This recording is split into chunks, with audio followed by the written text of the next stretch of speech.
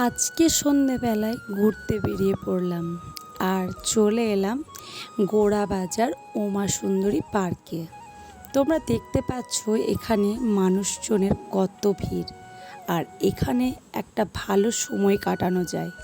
প্রত্যেকটা নদীর ধারগুলো বাঁধানো, আর এতে কত মানুষ যেন বসে আছে, কত মানুষ নিজেদের মতো সময় কাটাচ্ছে।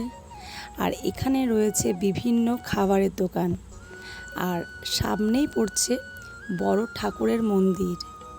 দেখতে পাচ্ছ এটা ছিল শনিবারের ভিডিও। সবাই প্রসাদ খাচ্ছিল, আর সেদিন ছিল পুজো, তাই তোমাদের সাথেও বড় ঠাকুরের মন্দিরটা শেয়ার করে দিলাম। আর মন্দিরের ভিতরটা অসাধারণ ছিল, আমার তো দেখেই ভালো লাগছিল ওই পার থেকে। তো এই যে দেখো